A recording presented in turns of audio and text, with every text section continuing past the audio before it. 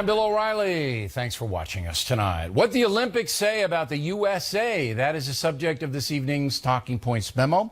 The final medal count in Rio shows how much America dominated the games. The USA winning 121 total medals, China next with 70, Great Britain 67, Russia 56, Germany and France both had 42. The games proving that this country remains a superpower not only in military matters, but also in athletics. Look, a pool is a pool. A track's a track. Doesn't matter how much money a country has. It doesn't matter what the social system is. Kenya, for example, dominates long-distance running, and that's a very poor place. The adage is skill gets you to the Olympic Games, but will makes you a champion. And that's very clear that American athletes have the will, the discipline, and the skill to dominate the sporting world. The best image for me was the sight of the American basketball team carrying our flags after winning the gold medal. The team was all minority, players showing pride in their country. When the national anthem was played, the guys had their hands on their hearts. No cheap shots at the country that had afforded them the opportunity to succeed at the highest level. So to me, the spirit of America is intact, despite the fact that zealots and loons on both political spectrums are trying to tear the USA down. If you believe the far left, we're a bigoted country that actively seeks to destroy young black men.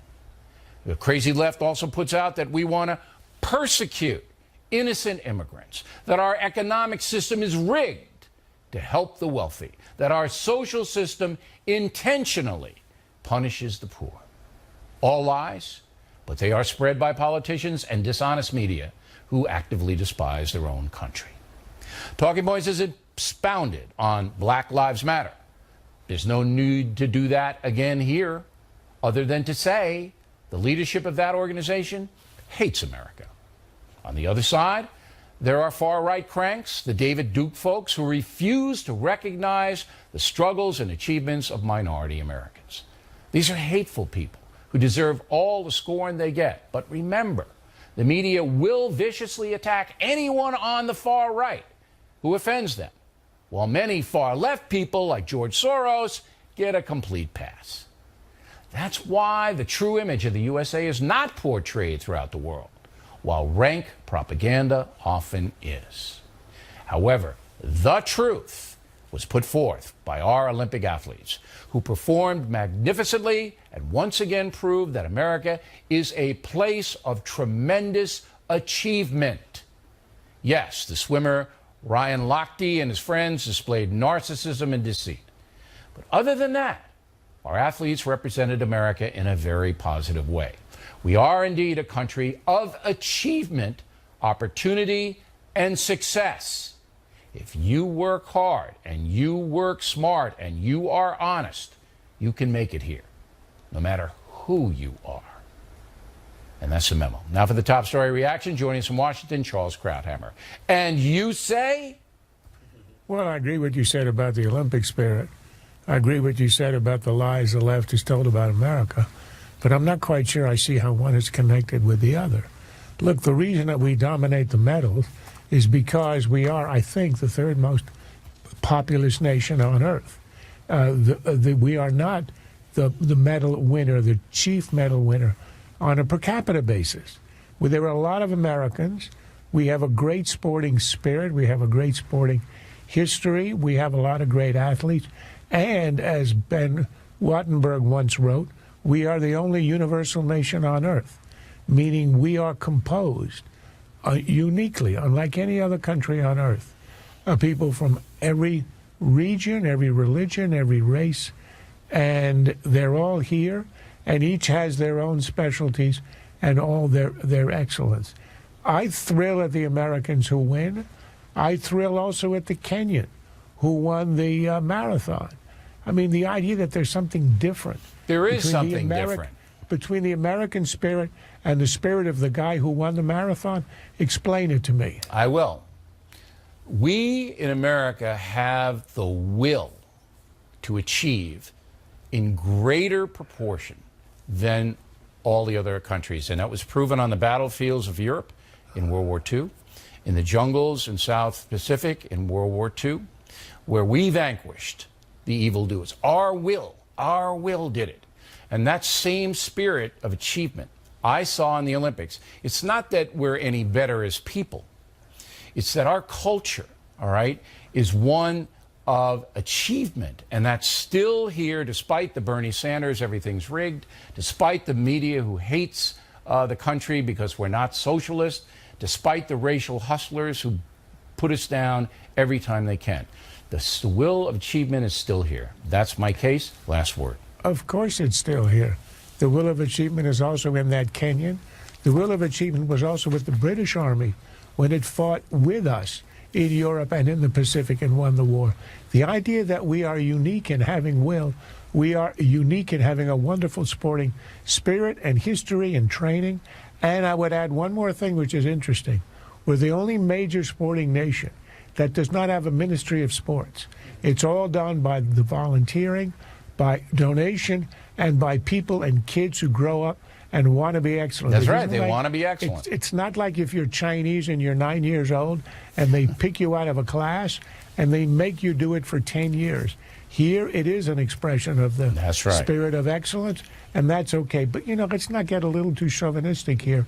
There are a lot of winners out there, and on a per capita basis, we were not the top. But throughout the world, we are the top. We're the top nation to protect other nations, the top economy, and the top winner of Olympic I'm not denying any of that, but it has nothing to do with the Olympics. Olympics. We don't have quite détente. We don't have quite détente here, but it's two provocative points of view, and that's why we have you. You're trying to invent a segue, and I'm trying to show you that it doesn't really exist. No, what I really tried to do was overwhelm you with my common sense, as I always do. Yeah, You're a little resistant to it, but that's all right. I mean, that's why everybody loves us. Charles Gradham, everybody. Next on the Rundown, Donald Trump will be here. Talk about whether he is changing his immigration vision. And later on, Miller and Waters back-to-back, upcoming. And in the Impact segment tonight, there are reports Donald Trump may be changing his immigration vision. As you may know, just about a year ago, he said on The Factor he would deport millions of illegal aliens in a humane way, quote, humane way. That, of course, would require spending billions of dollars, hiring a bevy of new federal agents, and enduring extensive court proceedings, as we debated back then. Joining us now from Akron, Ohio, is Donald Trump. So the media, as you know, running wild with this. Are you really rethinking your mass deportation strategy? I just want to follow the law. What I'm doing is following the law. You know, this was put out. We had a great meeting over the weekend with Hispanics and leaders of the Hispanic community. And we discussed a lot of different things, and this was one of the many things that was discussed. And one of the groups, one of the media outlets that have gotten everything about me wrong, including the fact that I'd never run, and the reporter actually said he'd give up his salary if he did. I don't think I've ever held him to that.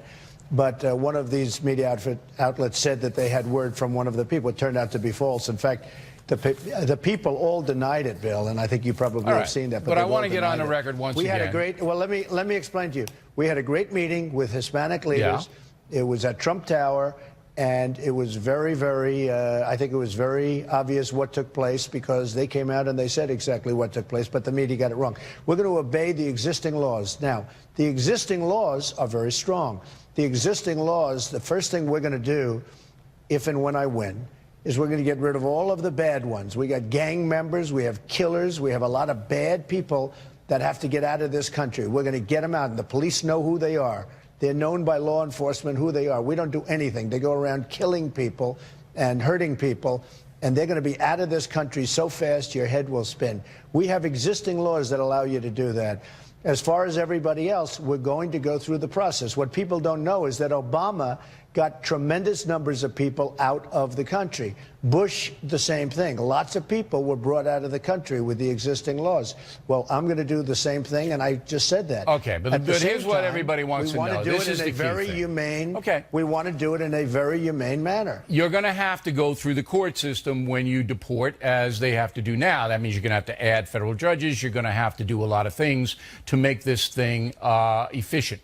Also, and here's the crux of the whole matter, and you know this.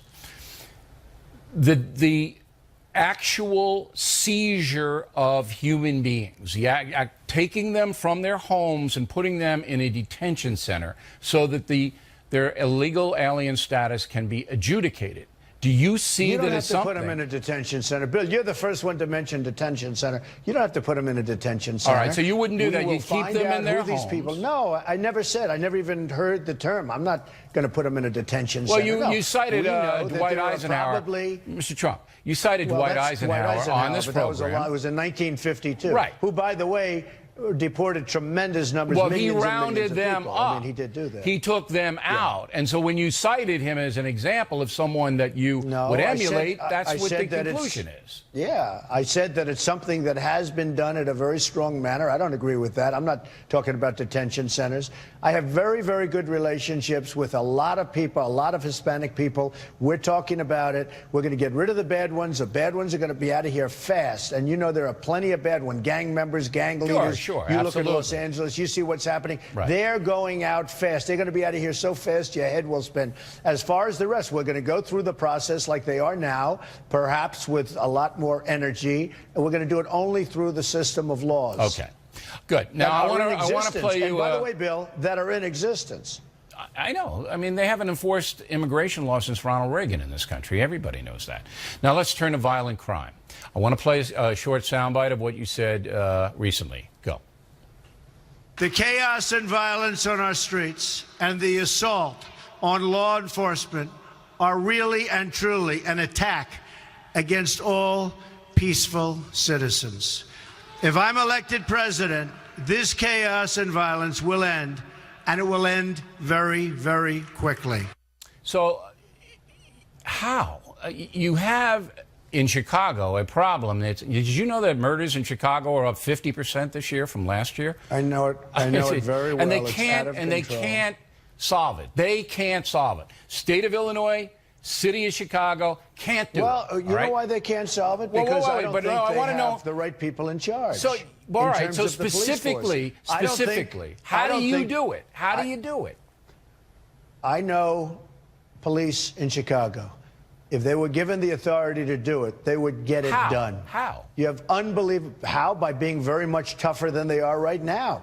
They're right now not tough. I mean, I could tell you this very long and quite boring story, but when I was in Chicago, I got to meet a couple of very top police. I said, how do you stop this? How do you stop this? If you were put in charge to a specific person, do you think you could stop it? He said, Mr. Trump, I'd be able to stop it in 1 week. And I believed him 100%. How? I Did saw he this tell you guy. how he would be able to stop it No, in he 1 week? wants to use tough. He wants to use tough police tactics. But Which you is have to have okay a when warrant you have to people arrest being people. killed. You can't beat them up. You have to have a warrant to arrest them. You have to have... All I know is this. I went to a top police officer in Chicago who is not the police chief, and I could see by the way he was dealing with his people. He was a rough, tough guy. They respected him greatly. I said, how do you think you do it? He said, Mr. Trump, within 1 week, we could stop much of this. But he didn't tell you horror show that's exactly going on. precisely how, because that's No, what and I we didn't wanna ask him know. because I'm not the mayor of Chicago. But I tell you what, I sent his name in and I said, you probably should hire this guy because you have, you know the expression, you have nothing to lose? Look at what's going on in Chicago. It's horrible. This guy felt totally confident that he could stop it in a very short period of time. So it's a little bit nationwide- like we could win the war a lot quicker if we'd let our generals do the job properly. This was a man But you have who to have a is strategy, though. tough. What I'm trying to get is you have to Yeah, have well, a strategy. I'm sure he's got a strategy. I Okay, didn't but ask him a you're going to strategy. be, I just saw, if you're president, you're going to have your strategy. So let's just take a very micro issue. Attacks on police, all right? So they're rising because they're being, police officers in some places being demonized, and now unstable people, people are saying, are being coddled. Okay. People all right. are being So coddled. you're president. How are you going to stop attacks on police in the present climate? Well, first of all, we need somebody that's going to be a cheerleader for the police to an extent. Right now, I just left the Akron police and some other people, and they are terrific people, and they feel like they're being left behind by our leadership. They're not being respected by our leadership, and they literally, they don't have spirit. They lose their spirit. Every time something happens, it's the police's fault. Look, your tone is pro-police. you have to have... Well, you how have to do you give stop them the back bad their guys from spirit. attacking them? by giving them back your spirit and by allowing them to go and counterattack. I mean, it's ridiculous what's happening. They're not respecting the police anymore, and the police are afraid to do anything. I've spoken to so many police. I mean, I've gotten to know them. I have endorsements from, like, almost everybody in terms of police and law enforcement. And I've spoken to so many, and they're afraid to do anything because they don't want to lose their job. They don't even want to talk to people anymore because they're afraid that something will happen. That'll be the end of their job, their pension, their family, the whole thing. They're petrified to act. Are you going to make governors like Cuomo in your state of New York, are you going to change their minds about their liberal policies that do, and Mayor de Blasio in the city in which you live, that, you know, he almost encourages bad behavior toward police, that mayor? How are you ever going to change a Governor Cuomo or a Mayor de Blasio? Well, first of all, de Blasio has been a terrible mayor. The police have no respect for him whatsoever. They dislike him tremendously. And in fact, for a period of time, a long period of time, and they'd like to do it again, they turn their back whenever he speaks. I mean, they literally turn a whole police force. But how are you going to change him and change policies? They're going to have to change themselves. All I can do is from the top, I would be very, very strong in terms of being a cheerleader for the police. They do a great job, and they're not recognized for it. And when they do have a problem, when something happens, whether it's a road cop, which can happen, or whether somebody makes a mistake, it's on your show and every show for the next 2 weeks. It's very unfair. And I was saying the other day, they can do 200,000 great acts, 200,000. And one bad one, whether it's, again, bad or whether it's a mistake, sure, who knows? And it's on the evening news for 2 weeks. That's an excellent point. They don't talk about the 200,000 good things. The media has been derelict in that as well. Maybe we have to let people know the good aspects of the police, which nobody wants to cover. Now, we're going to have more with Mr. Trump in a moment. We're going to talk about his campaign and how it stands now. Then later, Miller on the African-American vote and Waters causing his usual trouble. Those reports after these messages. Continue now with Donald Trump, who's in Akron, Ohio this evening. So your campaign has new leadership. Both Corey Lewandowski and Paul Manafort have left. How do you see the turnover? Do you think it matters to voters, or what's going on? Well, I wanted to keep Paul as a chairman, but, you know, it was just something I felt we should do because that was really one event, if you think of it. But I ultimately decided, he's a good guy, but I ultimately decided I want to run the campaign the way I want to run the campaign. And, you know, we just had a poll come out, the Los Angeles Times, that has us 2 points ahead. We're very close in Ohio. We're right about even in Florida. I think we're doing very well. And don't forget, she's spending a fortune of money. And when people find out that she wants 550% more Syrian refugees to come pouring into our country, you know, speaking about law enforcement from your previous section, she wants 550% more Syrian refugees to come pouring in. I think a lot of people are going to stop thinking about her. I think it's ridiculous. Frankly, with the email scandal, I don't even know how she's able to run. It's because people don't pay that close attention. But anyway, let's get back to your campaign staff. When you're president, if you win, you're going to have to put together a staff, all right, of people to advise you and help you run the nation. Now you've turned over two guys in less than 6 months. Now, would it be fair to say your judgment about those two men wasn't good? Would that be unfair? Well, in the meantime, in my company, I have people for many, many years, and I've done that. I just wanted to make this change. I felt very comfortable with the people that I have. I've liked them for a long time, and I wanted to make this change for a while, and I made it. You know, we have like 3 months to go, and I wanted to make sure that it was something that I wanted. And I like these people. I've always felt comfortable, and I decided to do it. Now, the debate is going to be everything. You know that, right? In polls now, whether the LA Times has you ahead by 10 or 2, or you're behind 85, or what, it doesn't matter. The first debate is going to be the Super Bowl of debates, all right? So you and Hillary Clinton, all right? And everybody's going to be watching. Even the pinheads who don't watch will hear about it, and they'll see it on the internet after the fact. Right. All right. You understand that this is make or break, right? The debate. It's make or break. Well, I think it's going to be very important. I don't know if it's make or break, but I've done well in the debates. I had 17 people in the debates, and, you know, I'm the one that survived, and I've enjoyed the debating process. I never debated before professionally or as a politician because I was never a politician before. But we had 11 debates that I participated in, and according to everybody, I did very well. All right. Now, are you going to call her Crooked Hillary during the debate? I mean, are you going to do that, or are you going to keep it at a issue based? Well, I'm not going to say what I'm going to be doing, but I'll be doing what I'll be doing, and she's going to do what she's going to do, and we'll see what happens. Look, but you must be preparing, right? I'm sure you got people in your organization that are preparing. You're preparing now. You're going to have stacks of research, and there's got to be ways in which to go. I'm just trying to get the tone and what you're, and of course that could change in 30 days. But the tone right now is: are you going to be the guy you were in the Republican? Boom, take no prisoners, or are you going to be a little bit more measured?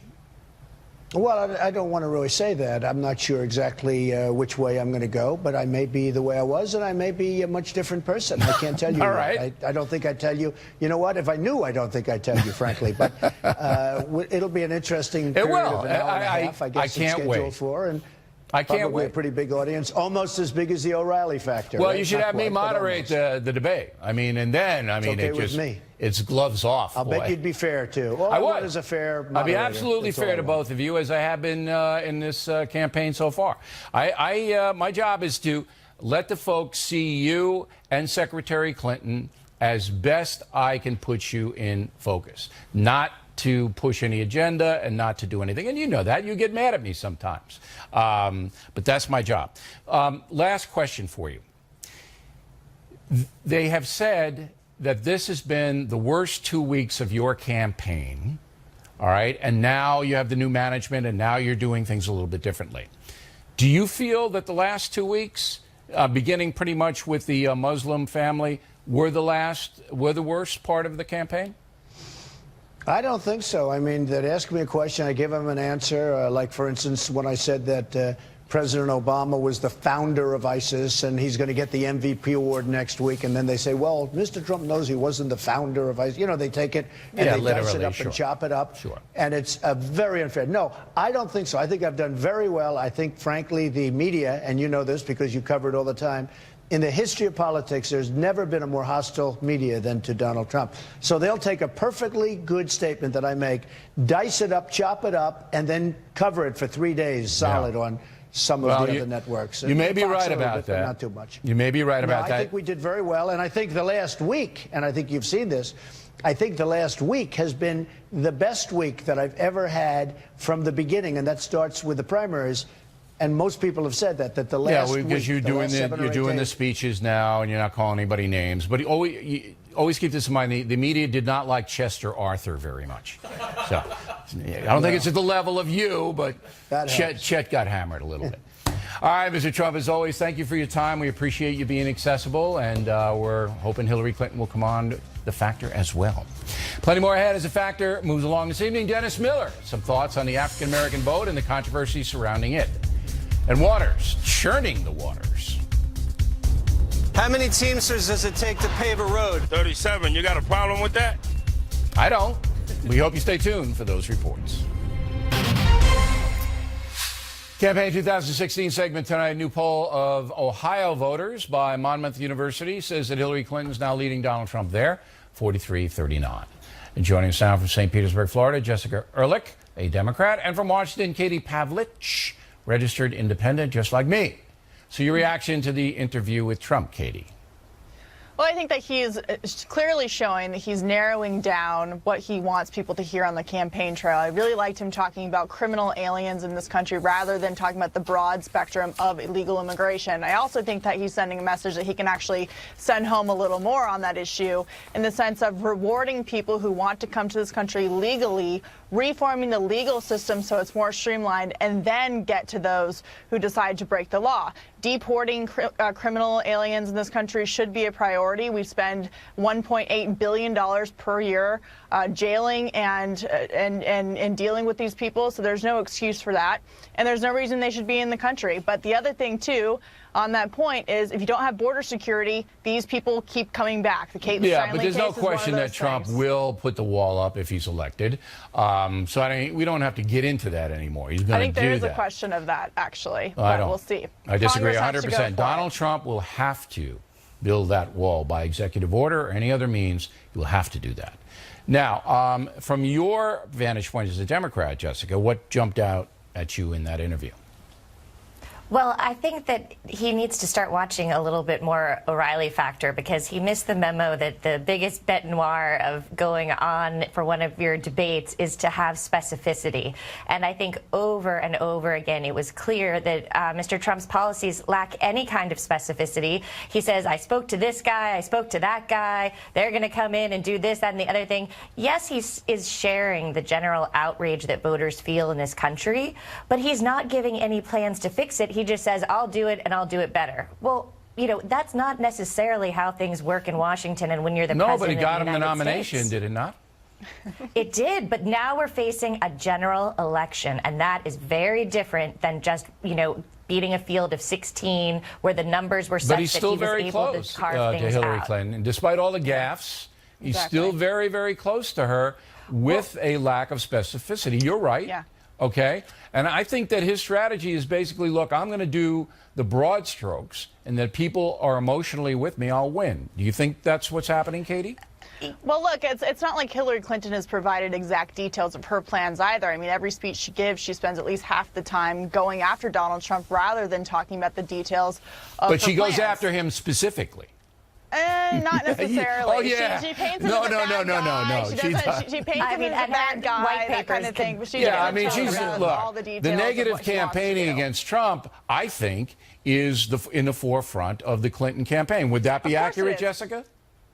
Yeah, I mean, there's a lot of specificity there, and you know, certainly not only the specific things about Trump and his, you know, practices, things he said and done, does she get very specific about, but you know, her policy papers literally could fill a room. I think they're almost too voluminous for people to read. I don't know. You know, I look at her. That's why I want to talk to her, because I look at the policy papers, and there's a lot of Kennedy School of Government at Harvard stuff, which just will make your head blow off. Just tell me what you're going to do. All right? That's what I asked Trump tonight. Just tell me what you're going to do. You violent crime? Okay, what are you going to do? I'd like to put the same question to her. But she is more of a policy wonk than Donald Trump. There's no doubt about it. Absolutely. Giving Katie the last word, you go. Well, I think it's important to take a look at the polling in swing states like Ohio. 8% of independents there are undecided. Hillary's only beating Trump by 4%. In Ohio, it's the same story in Pennsylvania, and yet she's the one who's been spending millions on ads, not Donald Trump. So this race is far from over. I think that we'll see the polls tighten before we get to November. All right, ladies, good debate. Thank you. When we come right back, it will be Miller time. The African-American vote in a bizarre display by actor Dick Van Dyke. What would Laura say? Miller is next. Thanks for staying with us. I'm Bill O'Reilly in the Middle Time segment tonight. Let's get right to the sage of Southern California, who joins us here in New York City. Billy, I came in to see Hamilton. Yes. But then I hear George has a bad sunburn. He couldn't go on, so they're doing some sort of a historical musical or something. It was the way that happens. I never even saw Michael Crawford as Phantom. It's Alexander, not George Hamilton. Oh, I've been in Greece studying how to ride a dying economy. Yeah, you were in Greece. All right, giving comfort to all the refugees. A little work over there. There's Miller. Hey. And then when you came back, you turned on Fox News. What happened? It was just funny to me that there's split screens because Fox does the fair and balanced thing. Although I think there's some issues that aren't fair and balanced. Some things are just crazy, and I like calling them crazy. But they always give two people. And I noticed, like on the Republican side, Stuart Varney had somebody, and this morning Martha had somebody. They're always like kind of loose and smiling with their answers. Then they cut to the Dem operative. They're just wired for sound, and they're blinking like Pelosi in a sandstorm or something, you know, because they're selling this stuff about I know we've got to go, so I won't tell you the end of it. Now, there are two things I want to get to you with. Yeah. While you were away in Greece, Trump made a pitch to African-American voters. Right. And you heard about it, and you think? Well, I did. I have caught up. That's why I was watching Fox. I think that, Bill, the way this country lays out right now, 50% of the country thinks it's in trouble. Me. 50% think it's fine. So I know that it's always divided. I will say this, though. There seems to be unanimity in one voting contingent out there, and it is the African-American vote. Will go 95% to Hillary Clinton. Now, I look at places like Detroit, Baltimore, Philly, New Orleans, parts of Chicago that are murderous. You can't even read about it on Monday, all under the helm of the Democratic Party. And I look at it and go, I don't get that. But we live in such a PC culture right now where you can be accused of taking somebody, appropriating one's culture. I'm not an African-American person, obviously, but you got to say the proof's in the pudding. People are going to say you're racist for noticing that. 95% of the people in the African-American community have been happy with the yield of the Great Society over a now tested 51-year period, and there is a 73% single-parent rate. Now, I look at that and go, check, I'm out. I'll go try something else. There's not a lot of logic. It's all emotion. Now, let's shift gears. Miller, you might not know, a big fan of Dick Van Dyke and his many things. Well, here we have a clip. Chitty Bang Bang. Well, Dick Van Dyke. You get political correct. You got to watch that. Yeah, but I said that'll have a couple groups. I said it well. Dick Van Dyke went to Denny's, and this happened. Really? Chitty bang bang, chitty bang bang, chitty bang bang, chitty bang bang. Oh, you pretty chitty bang bang, chitty bang bang. We love you, pretty chitty bang bang, chitty bang bang. What will do, near, far, in a motor car? Oh, what happy time most bang bang, chitty bang bang. I'll find for friend, bang bang, chitty bang bang, friend. All right, that was impressive at Denny's, right? The super breakfast and Dick Van Dyke? Yeah, imagine you're stoned out of your mind coming in for some hash. Hash browns. Yeah, hash browns. You look over, isn't that the guy who tripped on the ottoman? What's he doing? And he's 90. He's 90. Here's the most ironic part, Billy. Right. You know who's replacing George Hamilton in that thing tonight? Jerry Van Dyke. Jerry Van Dyke. Van All right, Dyke. Dennis Miller, everybody. There he is, just back from Greece. Waters on deck. Do you guys understand how much chaos Waters is causing all over the USA? Do you understand it? We're going to prove it to you in just a few moments as the factor continues all across the USA. Back in the book segment tonight, Waters' World, as you may know, our intrepid correspondent, now very famous, mainly because he causes trouble all over the place. Don't believe me? Take a look at these highlights from Waters. I personally love to have a glass of wine and a couple tokes of a J, and that puts me in a really nice place for the evening. But a J is a joint, right? A J is a joint, exactly. Did you get a contact high already?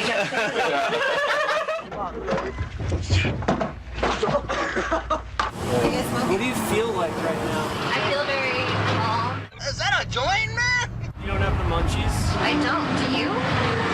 What are the munchies? So this is a marijuana cigarette? And you smoke it through the filter.